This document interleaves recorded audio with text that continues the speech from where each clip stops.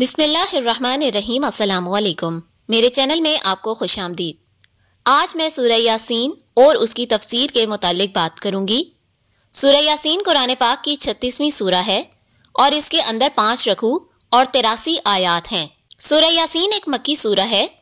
ویسے تو تمام قرآن پاک ہی اللہ کی شان اور اس کی حاکمیت بیان کرتا ہے، لیکن سورہ یاسین میں 3 اہم موضوعات پر بات کی گئی ہے اور وہ ہیں اللہ کی وحدانیت، محمد صلی اللہ علیہ وسلم کی رسالت، آخرت کی حقیقت اور اس میں ہونے والا فیصلہ۔ اس سورہ کا آغاز 2 حروف سے کیا گیا ہے اور انہی 2 حروف سے سورہ کا نام رکھا گیا ہے۔ اس کا آغاز لفظ یاسین سے ہوتا ہے جو کہ حروف مقطعات میں سے ہیں۔ یہ وہ حروف ہیں جو قرآن پاک کی بعض سورتوں کے شروع میں رکھے گئے ہیں۔ لفظ یاسین کی وضاحت کرتے ہوئے عظیم صحابہ جیسے کہ عبداللہ بن عباس، عبداللہ بن مسعود اور دیگر نے یہ بیان کیا ہے کہ یاسین رسول اللہ صلی اللہ علیہ وسلم کے ناموں میں سے ایک نام ہے، اور یہ کہ اس کا مطلب ہے اے انسان۔ تو گویا سورہ یاسین کے آغاز میں اللہ نے انسان کو مخاطب فرمایا ہے۔ اس بات کی مزید وضاحت حضرت علی رضی اللہ عنہ سے روایت کی گئی اس حدیث میں ملتی ہے، جس میں نبی پاک صلی اللہ علیہ وسلم نے فرمایا، اللہ نے قرآن میں میرے 7 نام رکھے ہیں اور وہ ہیں محمد، احمد، طٰہٰ، یاسین، مزمل، مدثر اور عبداللہ۔ اسی حدیث کی روشنی میں یہ بات کہی جا سکتی ہے کہ سورہ یاسین کے آغاز میں لفظ یاسین کا مطلب ہے اے انسان یا اے نبی۔ اللہ پاک اس سے اگلی آیت میں رسول اللہ کو مخاطب کرنے کے بعد قرآن پاک کی قسم کھاتے ہیں اور فرماتے ہیں، حکمت سے بھرے قرآن کی قسم۔ اور قرآن کی قسم کھانے کے بعد اللہ اگلی ہی آیت میں فرماتے ہیں، بے شک آپ محمد صلی اللہ علیہ وسلم رسولوں میں سے ہیں۔ سورہ یاسین کے آغاز کی ان 3 آیات کی تفسیر بیان کرتے ہوئے علماء کرام حضرت عبداللہ بن عباس کی اس روایت کو نقل کرتے ہیں، جس میں انہوں نے فرمایا کہ قریش مکہ نے رسول صلی اللہ علیہ وسلم سے کہا، آپ رسول نہیں ہیں اور اللہ نے آپ کو ہمارے پاس نہیں بھیجا۔ اس کے جواب میں اللہ نے سورہ یاسین میں قرآن پاک کی قسم اٹھا کر اس بات کی وضاحت دے دی کہ بے شک محمد اللہ کے رسول ہی ہیں۔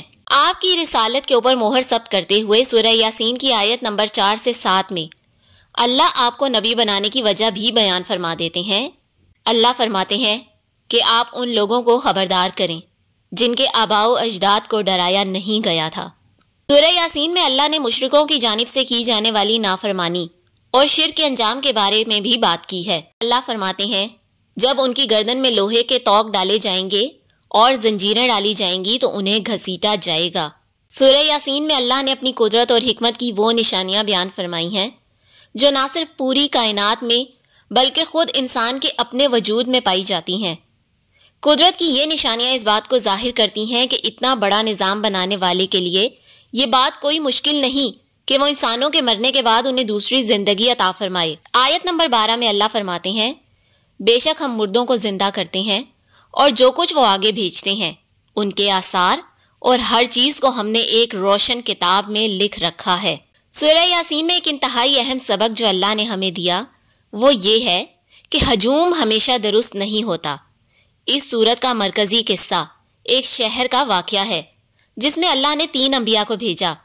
قرآن میں ان انبیاء کا یا اس شہر کا نام لے کر کوئی ذکر نہیں کیا گیا، کیونکہ اللہ چاہتا ہے کہ ہم کہانی کے سبق پر غور کریں۔ اس کہانی کا آغاز ایسے ہوتا ہے، اللہ تعالیٰ فرماتے ہیں، اور ان کے سامنے ایک مثال بیان کرو بستی کے رہنے والوں کا قصہ جب ان کے پاس رسول آئے۔ اور پھر اس سے ہی اگلی آیت میں اللہ فرماتے ہیں، جب ہم نے ان کی طرف 2 رسول بھیجے تو انہوں نے ان دونوں کو جھٹلایا اور ہم نے اس کو تیسرے سے تقویت دی، تو انہوں نے کہا بے شک ہم تمہاری طرف رسول بنا کر بھیجے گئے ہیں۔ اس کہانی میں اللہ نے ایک بستی میں 3 انبیاء کرام کو لوگوں کی ہدایت کے لیے بھیجا، مگر اس بستی میں ایک آدمی کے علاوہ پورا شہر ان انبیاء کو رد کر دیتا ہے۔ قرآن پاک میں ارشاد ہے، لوگوں نے کہا ہم تمہارے لیے ایک نحوست دیکھتے ہیں، اگر تم اپنے اس کام سے باز نہ آئے تو ہم تمہیں سنگسار کر دیں گے اور تمہیں دردناک عذاب پہنچے گا۔ سوائے پورے شہر کے وہ ایک آدمی ایمان لے آتا ہے اور کھل کر اپنی قوم کو حق کی طرف بلاتا ہے۔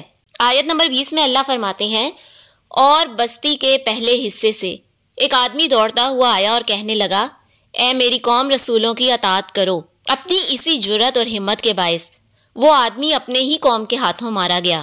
اللہ اس کو اس قربانی اور اس کے ایمان کے بدلے میں جنت میں داخل کر دیتے ہیں، جیسا کہ سورہ یاسین کی آیت نمبر 26 میں ہی اللہ نے فرمایا، اس کے مرنے کے بعد اس سے کہا گیا کہ جنت میں داخل ہو جا۔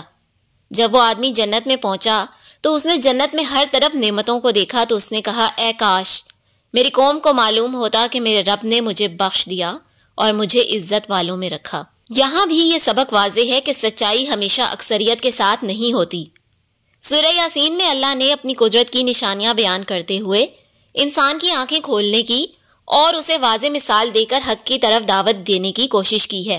آیت نمبر 33 تا 35 میں اللہ فرماتے ہیں، اور ان کے لیے ایک نشانی مردہ زمین ہے، ہم نے اسے زندگی بخشی اور اس میں سے دانے نکالے تو وہ اس میں سے کھاتے ہیں، اور ہم نے اس میں کھجوروں اور انگوروں کے باغات بنائے اور اس میں پانی کے چشمے جاری کیے تاکہ وہ اس کا پھل کھائیں، اور ان کے ہاتھوں نے اسے نہیں بنایا تو کیا وہ شکر ادا نہیں کریں گے؟ سورہ یاسین میں کفر اور گمراہی کو اللہ نے اندھیرے سے تعبیر دی ہے۔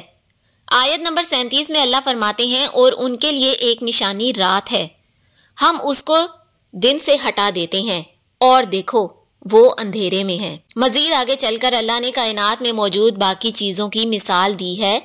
آیت نمبر 38 میں اللہ سورج کی مثال دیتے ہوئے کہتے ہیں کہ سورج اپنے مقررہ راستے پر ایک مدت تک چلتا ہے اور یہ غالب اور سب کچھ جاننے والے کا فرمان ہے۔ سورہ یاسین میں اللہ نے اس بات کا اعلان بھی فرمایا ہے کہ اللہ کی طاقت کے آگے کسی کا کوئی بس نہیں چلتا، چاہے وہ کتنا ہی بڑا اور عظیم کیوں نہ ہو۔ آیت نمبر 40 میں اللہ سورج کی مثال دیتے ہوئے کہتے ہیں کہ نہ سورج کا کام ہے کہ وہ چاند سے آگے نکل جائے اور نہ ہی رات دن سے آگے نکل سکتی ہے، وہ سب ایک مدار میں تیرتے ہیں۔ سورج اس دنیا کو زندگی دینے کا کام کرتا ہے، دنیا میں پائی جانے والی ساری زندگی، ساری حدت صرف سورج کے باعث ہی ہے۔ آیت نمبر 40 میں اللہ تعالیٰ نے واضح کر دیا کہ یہاں تک کہ سورج بھی اللہ کے نظام اور حکم کے تابع ہے۔ سورہ یاسین میں اللہ نے ایک اور حکم دیا ہے، اور وہ ہے اللہ کے دیے ہوئے مال میں سے خرچ کرنا، اور ایسا نہ کرنے والوں کے لیے اللہ نے ایک وعید جاری کی ہے۔ آیت نمبر 47 میں اللہ نے فرمایا ہے، اور جب ان سے کہا جاتا ہے اس میں سے خرچ کرو جو اللہ نے تمہیں دیا ہے، تو کافر ایمان والوں سے کہتے ہیں، ہم ان لوگوں کو کھلائیں جنہیں اللہ چاہتا تو خود کھلا دیتا، تم تو سری گمراہی میں مبتلا ہو۔ سورہ یاسین میں ایک اور انتہائی اہم موضوع جس کے بارے میں بات کی گئی ہے وہ قیامت کا قائم ہونا ہے۔ آیت نمبر 48 میں اللہ نے کہا ہے، اور وہ کہتے ہیں اگر تم سچے ہو تو یہ وعدہ یعنی قیامت کب پورا ہوگا؟ قیامت کے منظروں کو اور وہاں کافروں کی حالت کو بیان کرتے ہوئے آیت نمبر 51 اور 52 میں اللہ نے کہا ہے، اور جب سور پھونکا جائے گا تو دیکھو وہ قبروں سے اپنے رب کے پاس جلدی سے پہنچ جائیں گے، وہ کہیں گے ہائے ہماری بدبختی جس نے ہمیں ہماری نیند سے اٹھایا۔ ان سے کہا جائے گا یہ وہی ہے جس کا رحمان نے تم سے وعدہ کیا تھا اور رسولوں نے سچ کہا تھا۔